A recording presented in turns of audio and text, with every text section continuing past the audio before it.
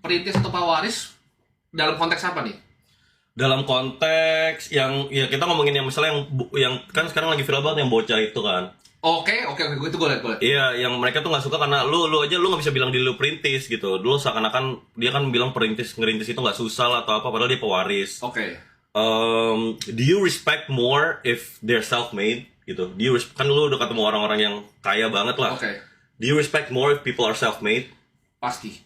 Kenapa? Karena gue dan mungkin partner gue juga sih bro kakak. Kita berdua tuh kurang suka ibaratnya yang disebut anak orang kaya. Kenapa? Karena anak orang kaya itu biasanya nggak punya drive. Dan drive itu palsu. Drive itu antara cuma mau ngebuktiin ke bapaknya bahwa dia lebih hebat, tapi nggak ada real. Dia nggak pernah ngalamin yang kalau lu ngelakuin sesuatu kayak lu nih. Ketika lu lakuin streaming ini, lu tuh bener-bener nggak boleh gagal. Lu ngerti? Iya, go all in. Lu nggak bisa secara manusiawi, lu nggak bisa gagal. Kalau lu gagal, lu bener-bener nggak bisa beli minuman, nggak bisa makan.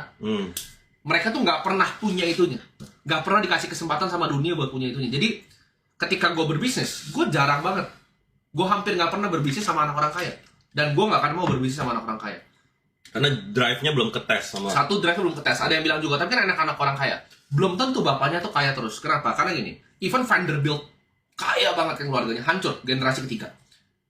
Even Rockefeller pun generasi yang turunan 4 ini udah mulai goyang. Turunan 4-nya udah goyang keluarganya. Hartanya udah turun 99% dengan foundation dan semua. Kenapa? Karena dunia berubah cepat. Apalagi sekarang.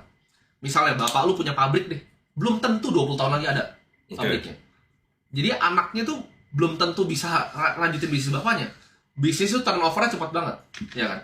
Lu lihat banyak banget komen gue kan bisnisnya. Banyak. Nah ini menurut gue sulit gitu loh. Kalau misalnya anaknya nggak punya drive-nya sendiri, dia cuma bergantung sama bapaknya, coba ini, coba itu, coba ini, coba itu. Karena kan kebanyakan gitu, orang-orang ngaku-ngaku, oh dia bikin sendiri misalnya, dia bisa investasi saham sendiri, padahal bapaknya punya emiten. Nah, itu banyak banget di Indonesia. Jadi ya, gue percaya gue tuh cocoknya sama orang yang bener-bener bikin dari nol. Kayak misalnya Bro Kakak, bener-bener orang dari Blitar, dari Malang, fokus sendiri. Atau misalnya partner-partner gue yang di Holy Wings, itu semua. Bang Ferry Irwandi misalnya juga ya, self-made.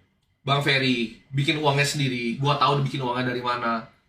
Partner-partner gue kayak misalnya Ivan, dia dari Toli-Toli, dia fotoin ke gue rumahnya dulu gitu, bisa sampai sekarang bikin Holy Wings. Itu something yang gue bisa respect. Tapi kalau lu bilang kayak oke, bokap gue ini punya emiten, gue begini, mati aja lah.